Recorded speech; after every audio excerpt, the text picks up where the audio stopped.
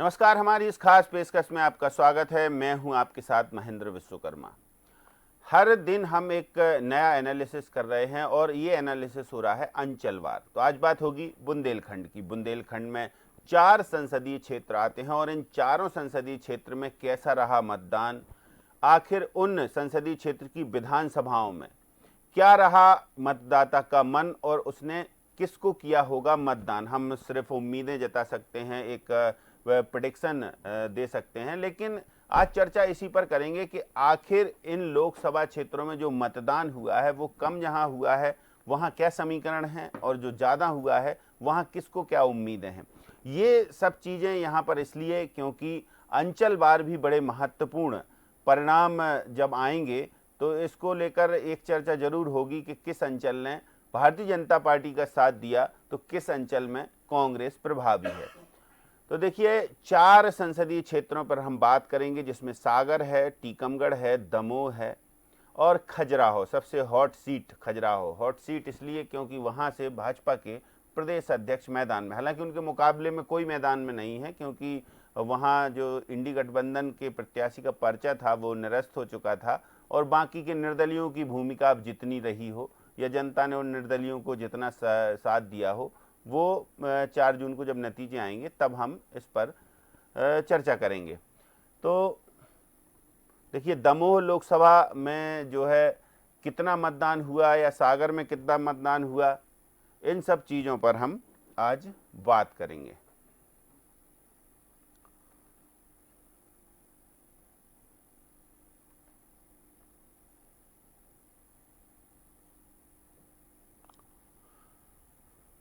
तो भाजपा के राहुल लोधी और कांग्रेस के तरवर लोधी का मुकाबला है दमोह में। ऐसे ही मुकाबले में कौन कौन उम्मीदवार हैं इन पर भी बात करेंगे। ये उम्मीदवार कितने प्रभावी हैं इस पर भी चर्चा होगी। संसदीय क्षेत्र की विधानसभा क्षेत्रों में किस विधानसभा क्षेत्र में ज़्यादा मतदान हुआ है, किस में कम हुआ है, इस पर भी बात करेंगे। हमारे साथ कुछ एक्सपर्ट हैं, परिचय कराते हैं आपसे। स्टूडियो में मौजूद हैं एसोसिएट एडिटर हमारे ही दीक्षित जी, पॉलिटिकल एडिटर रवि अवस्थी जी और वरिष्ठ पत्रकार रविंद्र व्यास जी हमारे साथ जुड़े हुए हैं, जो पूरे बुंदेलखंड को बड़ी बारीकी से जानते हैं। आप तीनों का बहुत स्वागत है। सबसे पहले बात रविंद्र व्यास जी आपसे ही शुरू करेंगे कि बुंदेलखंड अंचल में ओवरऑल यदि हम मतदान की बात करें चारों सीटों की, तो किस पर क्या समीकरण रहे, कैसा मतदान रहा, जनता कैसे निकलकर सामने आई और खजुराहो में क्या खास रहा।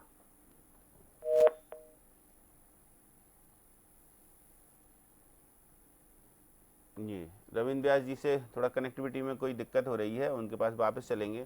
रवि अवस्थी जी, ओवरऑल बुंदेलखंड की बात करें तो बुंदेलखंड क्या कहता है। देखिए महेंद्र जी, पहली बात तो ये है कि बुंदेलखंड मध्य प्रदेश के संदर्भ में बात कर रहा हूँ, हालांकि बुंदेलखंड उत्तर प्रदेश में भी है। तो जो मध्य प्रदेश में जो 4 लोकसभा सीट हैं, अगर देखा जाए तो चारों लोकसभा सीट फिलहाल बीजेपी के पास है और बुंदेलखंड वैसे भी बीजेपी का एक तरीके से गढ़ रहा है। खास करके अगर टीकमगढ़ से शुरुआत करें तो देखिए, टीकमगढ़ के जो मौजूदा सांसद है डॉक्टर वीरेंद्र खटीक, पहले वो सागर से चुनाव जीतते रहे, जब टीकमगढ़ सीट पहुंचे तो वहाँ पर भी उन्होंने लगातार चुनाव जीता। तो एक तरीके से है ना, उनकी जो पकड़ है वो काफ़ी मजबूत है और जो वोटिंग परसेंटेज है वो भी देखिए वहाँ पर काफ़ी संतोषजनक कहा जा सकता है। ऐसी स्थिति में हालांकि उनका मुकाबला देखिए, कांग्रेस ने वहाँ से पंकज अहिरवार को मैदान में उतारा है।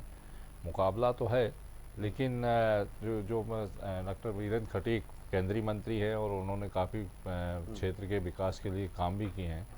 तो ऐसी स्थिति में ये कहा जा सकता है कि कहीं ना कहीं टीकमगढ़ में बीजेपी एक तरीके से प्रभावी नज़र आती है। चलिए, और रविंद्र व्यास जी हमारे साथ जुड़ चुके हैं। रविंद्र व्यास जी, ओवरऑल बुंदेलखंड की हम चर्चा कर रहे हैं चारों सीटों की, तो चारों सीटों का क्या सिनेरियो देखते हैं आप मतदान के लिहाज से, कैसा मतदान रहा आपसे समझेंगे।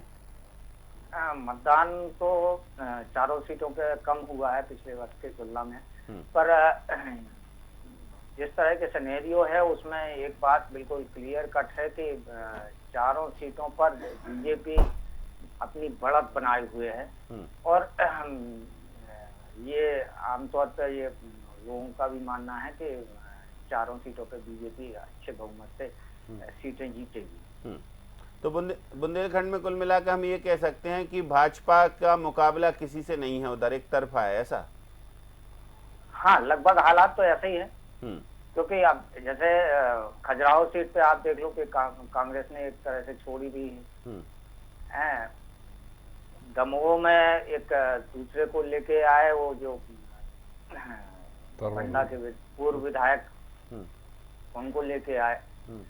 और छतरपुर में पंकज अहिरवार, जिनके बारे में चुनाव के प्रचार के दौरान ये लगा ही नहीं कि जैसे छतरपुर में उन्होंने कहीं छतरपुर जिले की जो 4 विधान लोकसभा सीटें थी 3, उनमें कहीं उन्होंने प्रचार किया हो। और ये स्थिति सागर में जरूर धनबल का उपयोग ज्यादा देखने को मिला है, पर उसका असर मतदाताओं पे कितना है ये तो समझा जा सकता है। ठीक बात है। अच्छा, अगर हम बात करें सागर सीट की, तो देखिए नरियावली और शमशाबाद कुछ ऐसी विधानसभाएं हैं जो एक दूसरे क्षेत्र से है और एक दूसरे क्षेत्र से है। तो रवि अवस्थी जी, सबसे पहले अच्छा बात करते हैं दमोह की। तो दमोह में क्या लगता है आपको कि दमोह में देखिए इतने बड़े बड़े दिग्गज नेता हैं, राहुल लोधी तो कांग्रेस से पहुंचे थे भाजपा में, तो क्या वो स्वीकार होंगे? वहाँ के जो नेता हैं, वहाँ जो 8 विधानसभा क्षेत्र हैं, उनमें जो मतदान हुआ है उससे क्या आकलन या मूल्यांकन किया जा सकता है? महेंद्र जी, देखिए हालांकि दोनों ही पार्टियों ने वहाँ लोधी कार्ड खेला है, और जब बीजेपी के प्रत्याशी वहाँ घोषित हो गए राहुल लोधी, तो फिर कांग्रेस की तरफ से जो पूर्व विधायक तरवर लोधी, उनको मैदान में उतारा गया। एक तो पहली बात, दोनों प्रत्याशी आपस में रिश्तेदार भी हैं, और एक तो रिश्तेदार नहीं बताए जाते, दोस्त बताए जाते हैं, मित्रता उनमें काफ़ी प्रगाढ़ रही है। लेकिन अभी एक दूसरे के खिलाफ मैदान में है। अब ऐसी स्थिति में देखिए दमोह भी एक तरीके से देखा जाए तो जयंत मलैया जैसे दिग्गज नेता उस क्षेत्र से आते हैं और उनका विधायक भी है, तो बड़ी जिम्मेदारी भी कहीं ना कहीं उस क्षेत्र में दी गई है। इसके अलावा दमोह में आप देखिए कि मेरे को लगता है कि शायद गोपाल भार्गव का एरिया भी उसी में आता है। तो तमाम ऐसे नेता हैं, भूपेंद्र सिंह हैं, जिनके गोविंद सिंह राजपूत हैं, हालांकि सागर से आते हैं, लेकिन कहीं ना भी पड़ोसी लोकसभा सीट है। तो ऐसी स्थिति में ये तमाम दिग्गज नेताओं के ऊपर काफ़ी बड़े दायित्व पार्टी ने सौंप रखे हैं, और मुझे लगता है कि दमोह भी कहीं ना कहीं मुकाबला ज़रूर थोड़ा सा बंटवारे जैसा है कि मतों का विभाजन कहीं ना कहीं हुआ है लोधी वोटों का, क्योंकि देखिए ओबीसी वर्ग का एक बड़ा मतदाता वहाँ पर है दमोह में। बावजूद इसके जैसा कि कहा कि देखिए जैसे अभी व्यास जी ने भी बताया कि बुंदेलखंड एक तरीके से बीजेपी का गढ़ है, और तमाम दिग्गज नेता वहाँ से हुए हैं, रामकृष्ण कुसमरिया है और भी मैंने जो नाम बताए। तो इन सबको अपने अपनी ड्यूटीज़ दी गई है, और मुझे लगता है कि मार्जिन भले ही कम होगा, लेकिन कहीं ना कहीं बीजेपी यहाँ मजबूत नज़र आती है। चलिए रविंद्र व्यास जी के पास वापस चलेंगे, लेकिन गीत दीक्षित जी से एक कमेंट लेते हैं। गीत दीक्षित जी, 4 लोकसभा सीट में आपका मूल्यांकन क्या कहता है? जो मतदान का प्रतिशत है उसके लिहाज से हम बात करें तो स्वाभाविक तौर से महेंद्र जी, चूँकि खजुराहो की जब अपन शुरुआत करते हैं खजुराहो लोकसभा से भारतीय जनता पार्टी के प्रदेश अध्यक्ष वी.डी. शर्मा ने चुनाव लड़ा। ये बात बहुत उनके लिए मौजूद भी रही, और उनके लिए शायद ये लकी भी रही कि वहाँ इंडी गठबंधन का प्रत्याशी रहा, और इंडी गठबंधन के प्रत्याशी का पर्चा वहाँ निरस्त कर दिया गया। कांग्रेस ने भरसक प्रयास किए कि वो तीसरे उम्मीदवार को जो है अपना समर्थन दे दे। सपा ने भी इस बात का समर्थन करा, लेकिन उसका कोई मुझे नहीं लगता कि बहुत ज़्यादा फायदा मिला होगा। तो सीधे तौर पर देखा जाए तो खजुराहो में विनिंग कैंडिडेट के रूप में हम वी.डी. शर्मा को मान सकते हैं। अब आते हैं अपन दमोह पे आएंगे तो दोनों प्रत्याशी दल बदलू हैं, एक चुनाव हार चुके, एक पूर्व विधायक हैं। तो ऐसी परिस्थिति में जनता, क्योंकि वहाँ लोकल कैंडिडेट की बेस की अगर बात करेंगे तो जनता जहाँ विधानसभा में अगर राहुल लोधी को हरा सकती है, तो लोकसभा में वहाँ नेताओं, लेकिन इसीलिए संगठन का वहाँ महत्व ज़्यादा बढ़ जाता है। संगठन ने किसने ताकत ज़्यादा लगाई, हम देख रहे हैं कि लगातार भाजपा का संगठन वहाँ सक्रिय रहा। अगर प्रधानमंत्री नरेंद्र मोदी की सभा का असर वहाँ हुआ होगा तो मैं मानकर चलता हूँ कि 200% वहाँ असर हुआ, लेकिन प्रियंका गांधी ने भी वहाँ सभा की थी। तो अगर इन सब चीज़ों को देखा जाए तो मैं मानकर चलता हूँ लोकलाइट संगठन ज़्यादा महत्वपूर्ण होगा। मैं नहीं मानता कि दोनों प्रत्याशी इतने लोकप्रिय हैं कि वो अपने दम पर चुनाव जीत जाएं। संगठन के बदौलत ही चुनाव जीत सकते हैं, नहीं तो नहीं जीत सकते, ये एक बात। अब इसके बाद अपन जाएँ सागर में जैसा व्यास जी ने भी जिक्र किया, बाहुबली और धनबल का वहां चुनाव में उपयोग किया गया। दोनों ही पहली बार चुनाव लड़ रहे हैं। महिला भी जो लता वानखड़े हैं वो पहली बार चुनाव लड़ रही हैं। इसके बाद अगर बात करेंगे गुड्डू राजा की, गुड्डू राजा चूंकि उत्तर प्रदेश से आते हैं, ललितपुर से आते हैं, लेकिन उनका कार्यक्षेत्र ऐसा बताया जाता है कि वो सागर तक अपने आप कार्यक्षेत्र मानते हैं। लेकिन क्या उनके इससे पहले वहां तक कनेक्शन थे, क्या ठाकुरों के वोट इतने थे, क्या कांग्रेस ने वहां सक्रियता से काम किया है, ये सारे मुद्दे होंगे। और स्थानीय मुद्दा महत्वपूर्ण होता है कि आप ललितपुर के हैं, यहाँ लगातार क्या आप स्थानीय रहवासी बन पाएंगे, यहाँ जनता के विकास की हो। तो हमने अभी तक जो क्राइटेरिया देखा है, सागर में अक्सर भाजपा जीतती है और ये सब बुंदेलखंड के बारे में जाना आता है कि वो भाजपा का गढ़ है। लेकिन अब इसके इतर और जाके बात करेंगे तो सबसे बड़ी बात है टीकमगढ़ की। टीकमगढ़ वन साइडेड सीट है, पंकज हरिवार का जिक्र है, लेकिन उनके सामने केंद्रीय मंत्री है।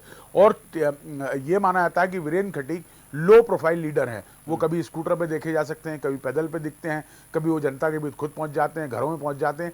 तो मुझे लगता है ये लोकप्रियता ज़्यादा उनको असर करेगी और ये अटैचमेंट जनता के बीच में ज़्यादा असरकारक होता है। तो महन जी, मैं मानकर चलता हूँ एक सीट को अगर छोड़ दूँ तो तीनों सीट पर विनिंग कैंडिडेट बीजेपी दिखती है मुझे तो। चलिए रविंद्र व्यास जी, टीकमगढ़ के बारे में आपसे बारीकी से जानेंगे। किस विधानसभा क्षेत्र में कितना मतदान हुआ और ये मतदान कम यदि हुआ तो क्यों हुआ? टीकमगढ़ विधानसभा क्षेत्र में, टीकमगढ़ लोकसभा क्षेत्र में, जी लोकसभा क्षेत्र में मतदान बहुत ज्यादा अंतर नहीं रहा किसी विधानसभा क्षेत्र में कि बहुत ज्यादा कम हो गया हो। सब में 19-20 का ही अंतर रहा है। और जो टीकमगढ़ एक लोकसभा क्षेत्र ऐसा था जहां समाजवादी पार्टी अगर अपना प्रत्याशी खड़ा करती तो कहीं ज्यादा वजनदार होता। अच्छा। बनस्पत इनके कांग्रेस के, कांग्रेस ने, क्योंकि इनका मैक्सिमम क्षेत्र जो है यूपी से लगा हुआ है, चाहे वो टीकमगढ़ विधानसभा क्षेत्र हो, निवाड़ी हो, पृथ्वीपुर हो, जतारा हो, चारों तो इनके सीधे सीधे यूपी से टच में है।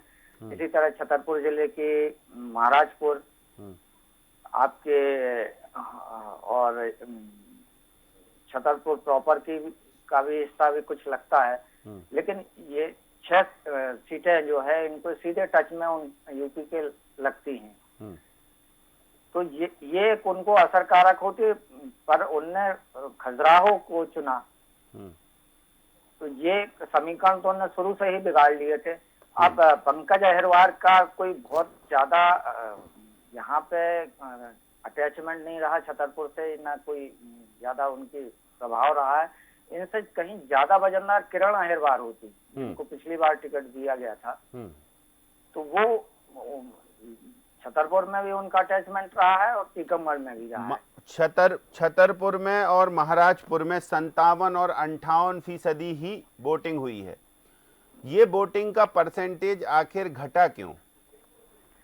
इसके पीछे एक बड़ी वजह जी उदाहरण से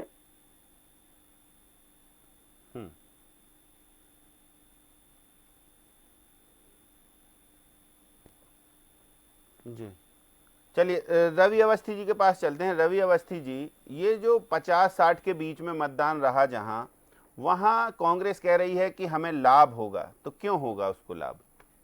देखिए मैं जी, दरअसल दूसरे चरण का ये मतदान में स्वाभाविक तौर पर जो मतदान हुआ है उस तिथि में आपको ध्यान होगा बड़ी संख्या में शादियां मध्य प्रदेश में हुई है। और एक तो शादियों का सीजन, यानी शादियों की लगन ही उस दिन थी जिस दिन मतदान हो रहा है। और दूसरी बात यह है कि जो टेम्परेचर है, ठीक है, बुंदेलखंड में टेम्परेचर काफ़ी अधिक रहता है, क्योंकि बुंदेलखंड की जो धरती है उसकी एक तरीके से जो तासीर है वो उसके लिहाज से वहाँ पे टेम्परेचर भी ज़्यादा होता है। तो दो कारण तो ये है। तीसरा ये है कि जो एक तरीके का देखिए, आप इस बार के चुनाव में सबसे खास बात यह है कि क्षेत्रीय दल पूरे सिरे से गायब हैं। एक खजुराहो में मौका मिला था, वो भी हाथ से चला गया। तो एक तो क्षेत्रीय दलों का गायब रहना, फिर प्रत्याशियों की संख्या लोकसभा चुनाव में यूँ भी कम होती है। देखिए ज़्यादा से ज़्यादा 5, 10, 15, 20 इससे ज़्यादा प्रत्याशी मैदान में होते नहीं हैं। जबकि अगर विधानसभा चुनाव में देखें तो देखिए एक विधानसभा सीट से 20-20, 25-25 लोग जो है वो उतरते हैं। और विधानसभा क्षेत्र छोटा होता है, इसके चलते प्रचार भी कहीं ना कहीं दोनों ही राजनीतिक दलों की तरफ से या सभी की तरफ से जो है वो जमकर किया जाता है। इस बार के लोकसभा चुनाव में कांग्रेस के ज़्यादातर प्रत्याशी कहीं ना कहीं अकेले ही जूझते नजर आए, चाहे वो टीकमगढ़ हो या बुंदेलखंड की अन्य सीटों की बात कर लें। एक आध जगह जरूर प्रियंका गांधी पहुंची हैं, बाकी आप बताइए कौन सा बड़ा नेता कांग्रेस की तरफ से गया। तो जो एक तरीके से वन साइडेड वाला मामला रहा प्रचार में, क्योंकि बीजेपी ने तो पूरी ताकत झोंकी, बीजेपी की तमाम स्टार प्रचारक बुंदेलखंड भी पहुंचे, बघेलखंड भी गए, पहले तमाम पूरा मध्य प्रदेश नाप डाला उन्होंने। लेकिन जो प्रचार में वन साइडेड मामला रहा, तो एक तो क्या एक कार्यकर्ता में भी कई बार इस तरीके का एक नैरेटिव माइंड सेट हो जाता है कि मोदी जी के चेहरे पे हम तो चुनाव जीत ही रहे भाई, कि हम क्यों काम करें। दूसरा एक बड़ी बात ये भी होती है महेंद्र जी कि देखिए जो सांसद की जो कनेक्टिविटी होती है वो कार्यकर्ता से उतनी अधिक नहीं होती, क्योंकि सांसद जो है वो विधायकों की टीम पर निर्भर होता है। और 5 साल कितने कार्यकर्ता सीधे सांसद के संपर्क में रहते हैं, ये आप हम सब बेहतर तरीके से जानते हैं। तो यानी आप विधायकों की टीम पर निर्भर हैं, पार्टी के टीम पर निर्भर हैं। और दूसरी तरफ तो अब कांग्रेस में तो संकट, ना तो उनका तो कोई सांसद ही नहीं था, ना विधायक भी। आप देख रहे हैं कि जिस तरीके के हालात बने, 66 विधायक हैं पूरे मध्य प्रदेश में। तो एक जो गैप हुआ है वो गैप, और दूसरा फिर मतदाताओं का की व्यस्तता, तीसरा ये कि मतदाताओं के भी एक तरीके से नैरेटिव कि भाई बीजेपी तो जीत ही रही, क्योंकि 28 सीट पर तो वो पहले से ही है। तो एक इस तरह की जो 3-4 कारण बनते हैं, क्षेत्रीय दलों का गायब रहना, विधानसभा चुनाव में तो पत्ता साफ हो चुका है पूरा, इस चुनाव में भी कहीं नज़र नहीं आए। तो इन तमाम कारणों के चलते मुझे लगता है कि मतदान जो है 55-56%। लेकिन जहाँ तक कम और ज़्यादा परसेंटेज का, तो ये आप सही कह रहे हैं कि देखिए पिछले 3 दशक में ज़्यादा परसेंटेज में मतदान हुआ तो उसका फ़ायदा भी बीजेपी को मिलते रहा। लेकिन ये जो परसेंटेज में अभी मतदान हुआ है, तो बीजेपी का जो दावा है वो यही है कि जो हमारे वोट थे वो तो आ गए, कांग्रेस क्योंकि मैदान में ही नहीं है तो उसके जो परंपरागत वोट है वो नहीं आए, इसलिए आपको परसेंटेज कम दिख रहा है। तो ये इस बात में कितनी सच्चाई है रविंद्र व्यास जी की कांग्रेस चूंकि जहां जहां मैदान में नहीं है, या कांग्रेस को लगता है कि ऐसी स्थितियां बने कि जिससे हम थोड़ा सा जीत सकें, कम वोटिंग में, उसको उम्मीदें तो हैं, पर ऐसा कहाँ है कि कांग्रेस के मतदाता नहीं निकले या फिर भारतीय जनता पार्टी के लोग ओवर कॉन्फिडेंस में रहे कि हम तो जीत ही रहे। तो रविंद्र व्यास जी से कनेक्टिविटी में कोई प्रॉब्लम हो रही है जी। गीत दीक्षित जी, आपसे भी यही सवाल।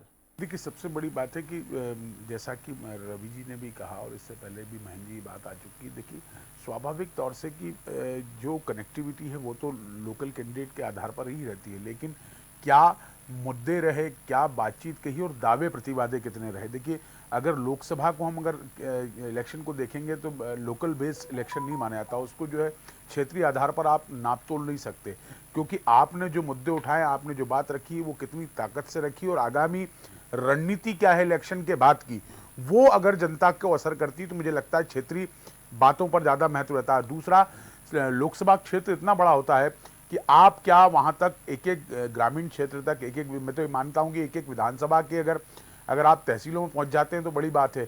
ग्रामीणों से संपर्क, आपकी टीम कितनी बड़ी है, आपका नेटवर्क कितना बड़ा है, ये बड़ा महत्वपूर्ण। और सबसे बड़ी बात है कनेक्टिविटी और विजिबिलिटी और यूजिबिलिटी, ये जो 2 चीज़ें हैं ये काफ़ी अहम रहती हैं। बुंदेलखंड का ऐसा माना जाता है, बुंदेलखंड का व्यक्ति खरा होता है और वो खरे सोने को ही चुनता है। तो मुझे लगता है कि जो प्रत्याशी वहाँ दमदारी से काम करा सकता है। देखिए अगर पिछले कई कालांतर में जाके देखें महेंद्र जी, तो अगर इतिहास उठा के देखेंगे हम, तो बुंदेलखंड का विकास बहुत पिछड़ा रहा है अन्य अंचलों के माध्यम से। अगर उस अंचल की बात करेंगे, जो कई कद्दावर सांसद रहे वहाँ, कई ऐसे लोग रहे जो धाकड़ नेता रहे और उनकी केंद्र में बड़ी धाकड़ नेतागिरी चलती रही, लेकिन वो उतना विकास नहीं कर पाए जहाँ बुंदेलखंड का विकास होना था। बुंदेलखंड के विकास को लेकर आज भी जनता ये चाहती है कि बुंदेलखंड के विकास के लिए जो काम करेगा जनता उसके साथ खड़ी हो। चलिए रविंद्र व्यास जी, बुंदेलखंड में जैसे हम कर रहे हैं बात की मतदान कहाँ कम हुआ कहाँ नहीं, लेकिन 2 बातें साफ तौर पर हैं कि कांग्रेस की उदासीनता कम मतदान का कारण है, कांग्रेस के कार्यकर्ता घरों से नहीं निकले, या भाजपा के कार्यकर्ताओं को ये लग गया था कि हमें तो जीतना ही है तो मतदान करें या ना करें।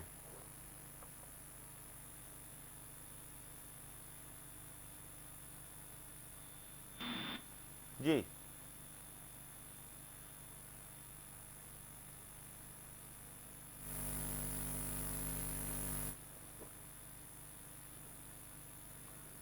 रविंद्र व्यास जी की आवाज़ नहीं आ रही है, थोड़ा सा एक कोई टेक्निकल प्रॉब्लम है, इसको सही करें जरा, फिर रविंद्र व्यास जी के पास लौटते हैं। तो वही रवि अवस्थी जी हम कह रहे थे कि आखिर उदासीनता एक बड़ा कारण है कि शादी ब्याह ही बड़ा कारण है? राय में व्यस्तता मतदाताओं की स्वाभाविक है, क्योंकि पहली प्रायोरिटी मैं खास करके महिलाएं तो देखिए मांगलिक कार्यों में ज़्यादा व्यस्त रहती है। एक बार पुरुष तो चलिए फिर भी मौका समय निकाल कर मतदान केंद्र तक पहुंच सकता है, लेकिन महिलाओं की व्यस्तता बढ़ जाती है। इसीलिए आप देखिए कि ओवरऑल जो 11% की कमी आई महिलाओं के मतदान में, वो भी एक बड़ी वजह हो सकती है। क्योंकि पहले और दूसरे चरण में जिस तरह, फिर मई में ज़रूर जो मई के 2 चरण हैं उनमें शादियाँ नहीं थी, तो देखिए आप तीसरे और चौथे चरण में मतदान प्रतिशत बढ़ा। तो ये माना जा सकता है कि शादियाँ एक बड़ा कारण पहले और दूसरे चरण में रहा, और उसकी वजह से बुंदेलखंड की ये जो सीटें हैं वो भी कहीं ना कहीं प्रभावित हुई हैं मतदान के लिहाज से। लेकिन एक बड़ी वजह ये भी है महेंद्र जी, कि जैसे मैंने कहा ना कि देखिए कांग्रेस का तो प्रचार अपेक्षाकृत कम है, इसमें कोई दो राय नहीं है। दूसरी तरफ जो क्षेत्रीय दल है, जो बहुजन समाज पार्टी, समाजवादी पार्टी, तमाम जो लोग खड़े होते थे, इस बार कहीं ना कहीं वो देखिए आप दोनों ही राजनीतिक दलों की तरफ से कोई बड़ा नेता मध्य प्रदेश में तो बुंदेलखंड तो छोड़िए पूरे मध्य प्रदेश में नहीं आया कोई। तो ऐसी स्थिति में वो जो उनका पारंपरिक वोटर है, पारंपरिक जो उनका कार्यकर्ता है, वो सब अपना बैठे रहे घरों में कि भाई ठीक है हमें तो स्वाभाविक तौर पर जब एक पार्टी का मतदाता और एक पार्टी के कार्यकर्ता निकल रहा है और बाकी नहीं है, तो जो बीजेपी का दावा फिर आप मान सकते हैं कि सही है कि भाई हमारे तो हम तो प्रचार भी किया, हमारे कार्यकर्ता भी निकले, हमारे वोटर भी निकला, लेकिन बाकी दल जो सुस्त रहे, तो सुस्ती का कारण जो है वो कहीं ना कहीं वोटिंग परसेंटेज में भी नज़र आता है। ये एक बड़ी वजह हो सकती है। चलिए, तो निश्चित तौर से देखिए बुंदेलखंड में ये स्थिति है, ये हालात हैं कि मतदाता कहीं कहीं इसलिए नहीं निकला कि कांग्रेस का उम्मीदवार नहीं था, कहीं इसलिए नहीं निकला थी कि कांग्रेस का उम्मीदवार तो था लेकिन उनके मन का उम्मीदवार नहीं था। लेकिन भारतीय जनता पार्टी का चूंकि संगठन पूरी मुस्तैदी से चुनाव लड़ रहा था, तो भारतीय जनता पार्टी का दावा है कि हमने अपने मतदाताओं को निकाला, लेकिन कांग्रेस कहीं मैदान में नज़र नहीं आई, तो इसलिए कांग्रेस के जो वोट परसेंट कम हुआ उसकी जिम्मेदार कांग्रेस है। ये नतीजे जब आएंगे तब पता चलेगा कि आखिर जो भारतीय जनता पार्टी का दावा है वो कितना सच है, और कांग्रेस जो कह रही है कि कम यदि हमें मतदान हुआ है तो हमें फ़ायदा है, तो वो भी देखेंगे। चलिए, बहुत शुक्रिया रविंद्र व्यास जी, बहुत शुक्रिया रवि अवस्थी जी, बहुत शुक्रिया गीत दीक्षित जी आपका भी इस चर्चा में शामिल होने के लिए। तो देखिए, सबसे पहले बात यही कि अंचल वाइज जो हम आप एनालिसिस कर रहे हैं वो आपको बता रहे हैं कि कहाँ क्या हालात हैं, कहाँ क्या परिस्थितियाँ हैं। तो अगली बार हम फिर एक नए अंचल के साथ आपके सामने आएंगे, तब तक के लिए दीजिए इजाज़त, नमस्कार।